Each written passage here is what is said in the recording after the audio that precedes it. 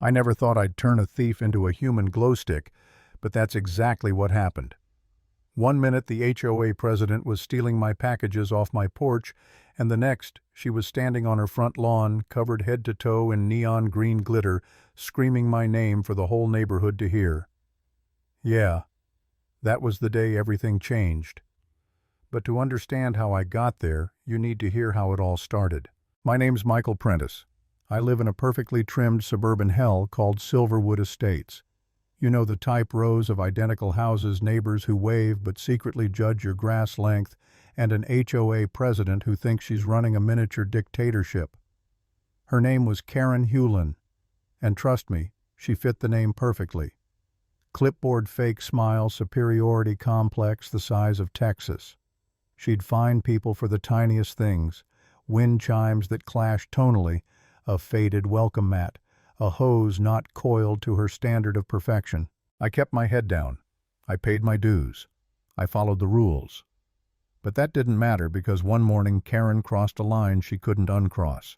I just boxed up my limited edition sneakers, Cosmic Comets deep blue with silver streaks, $350 of collector heaven. I left the box on my porch for pickup. The next day it was gone.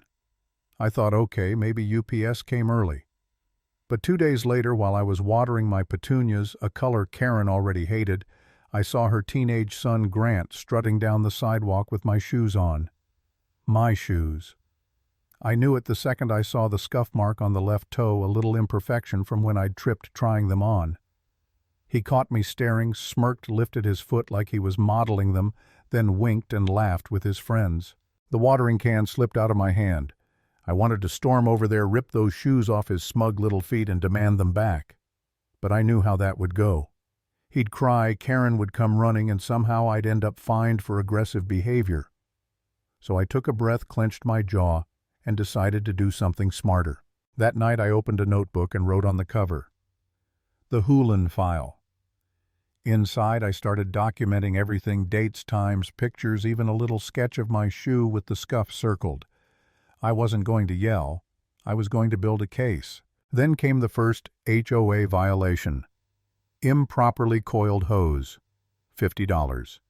A week later, another one. Mailbox flag left up over 24 hours. Another $50. It was death by paper cuts, all signed President Hewlin. I started talking to neighbors. Mr. Henderson told me she fined him for tonal discord in his wind chimes. They'd been a gift from his late wife. Mrs. Gable got a warning because her teal doormat had faded to aqua. Every story made me angrier. This wasn't enforcement, it was tyranny disguised as paperwork. And then just when I thought it couldn't get worse, it did. A few weeks later, I ordered a big Lego set for my nephew's birthday. The notification pinged, it had been delivered. 10 minutes later, I checked the porch. Gone. My stomach dropped. I looked down the street, and there was Grant again, shoving a large box into the back of his mom's SUV. I couldn't see the logo, but I knew. My pulse was pounding as I dialed the non-emergency police line. I explained everything calmly, showed the receipts, gave Grant's name. The dispatcher was polite but non-committal. Without proof, not much they could do. Still, I said, I want a report filed. And when the officer arrived, he gave me a number, case number 124. It was small, but it was something. That night, sitting at my kitchen table, I stared at the file and felt that knot of frustration twisting in my chest. It wasn't just about stolen boxes anymore. It was about power. I thought about all the times Karen had humiliated people, all the times we'd stayed quiet to keep the peace.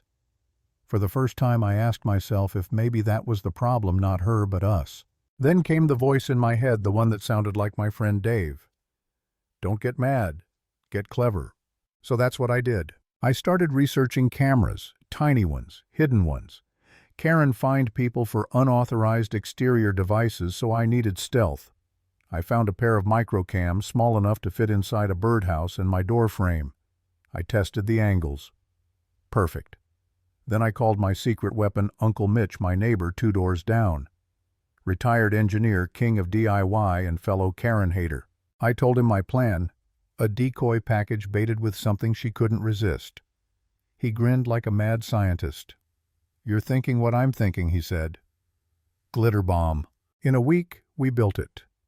A spring-loaded box rigged with biodegradable glitter, neon dye, and a sprinkle of invisible UV powder, safe, non-toxic, but impossible to wash off. We mixed it until it shimmered like radioactive fairy dust. And to top it off, I added a GPS tracker inside the box. Saturday morning, I placed the package on my porch. From the street, it looked real, label tape, everything. I checked the cameras, hit record, and waited. 2 days passed. Nothing.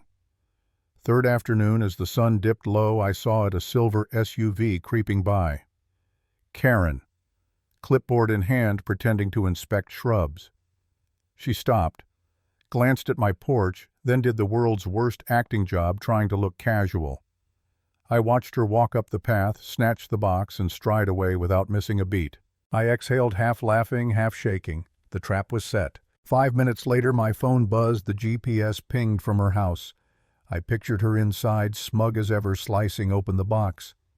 And then it happened. A muffled pop echoed across the street, followed by a scream so loud I dropped my phone. Karen burst onto her porch, glowing bright neon green glitter raining from her hair like confetti. She looked like a swamp monster who'd mugged a disco ball. Her hands were stained Hulk green, her face a canvas of pure rage. She spotted me filming through my window and pointed a trembling, glitter-covered finger.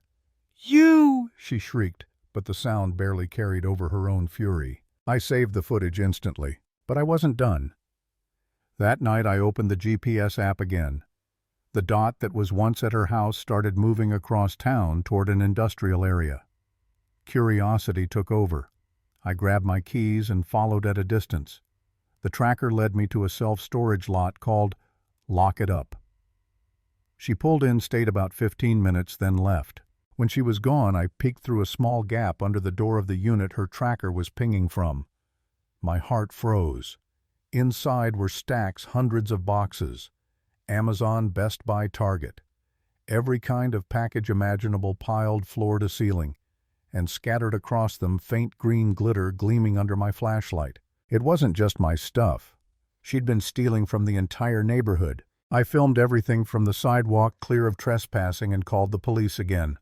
They arrived fast, took my footage, my GPS data, and promised to get a warrant. For the first time, I felt hope. But Karen wasn't done playing. The next morning, 2 large men in black polos knocked on my door. HOA Security 1 said in a gravelly voice, "President Hoolan has a complaint about unauthorized surveillance equipment." I almost laughed. "HOA doesn't have security," I said. "Show me some ID." The tall one smirked. "We're the ID," he said, pointing at my doorbell cam. "That's a violation." When I tried to close the door, the big one shoved it. His hand slammed against the wood, keeping it open. "You're not done here," he growled. My pulse spiked, but I remembered Dave's advice. "Stay calm." I hit record on my phone and said loudly, "You're trespassing. I'm asking you to leave." Right then, my neighbor, Mr. Henderson, walked out to get his mail. He saw what was happening, lifted his phone, and started recording too. The goons froze. I offered to let them inspect my gate just to expose their bluff, walk them around back with my camera still rolling. At the gate, the big one shoved me hard against it, just enough to knock me off balance. And then Mr. Henderson's voice rang out. "I got that. That's assault." They panicked. Both turned pale, ran to their car, and sped off. That was the moment I realized Karen wasn't just petty, she was desperate. And that meant she was afraid. I added the video to the Hoolan file. But this time I didn't keep it to myself. I went door to door with a petition. Article 10, Section 4, I told my neighbors. We can recall her. All we need is 25% of signatures. I got double that. People were ready, angry, united. A week later, the special HOA meeting was packed. Every seat taken, people standing along the walls. Karen sat at the front table, flanked by her 2 silent board lackeys, pretending to be calm, hands twitching. She opened with a speech about community standards and property values. Corporate nonsense. The crowd shifted, restless. When she finally finished, I walked to the podium with my laptop.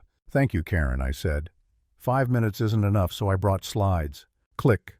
The screen lit up. Our HOA, a journey into madness. The first slides were light. Photos of my improperly coiled hose. Mrs. Gable's illegal doormat. Mr. Henderson's tonal discord wine chimes. Every time I mentioned a fine, I played a little cash register sound effect. Cha-ching. People started laughing. The tension cracked open. But then I shifted tone. It's not just silly fines, I said. It's harassment, theft, intimidation. I showed the police report numbers. The room went quiet. Karen tried to interrupt. That's slander, but I ignored her. Actually, I said it's evidence. I played the video of her glowing green and screaming on her porch. The room exploded, gasps, laughter, disbelief. Then I showed the GPS trail to the storage unit and the footage of the stacked boxes dusted with glitter. People went dead silent. Finally, I played the clip of her hired security shoving me. Mr. Henderson's voice shouting, "That's assault," echoed through the speakers. Karen jumped up yelling something about lies, but it was too late. The crowd was done. Her son Grant suddenly lunged at me from the front row yelling, "You're lying!" But he tripped over a folding chair and face-planted. The audience gasped, then murmured in disgust. I reached under the podium, pulled out an envelope, and tossed copies of HOA financial statements into the air. Pages fluttered like snow.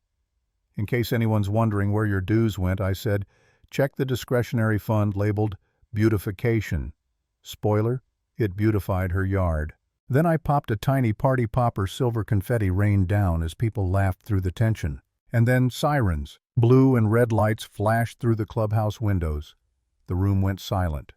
The doors swung open and Sergeant Miller, the same cop from my earlier report, walked in, followed by 2 officers and a detective. He didn't look at me. He looked straight at Karen.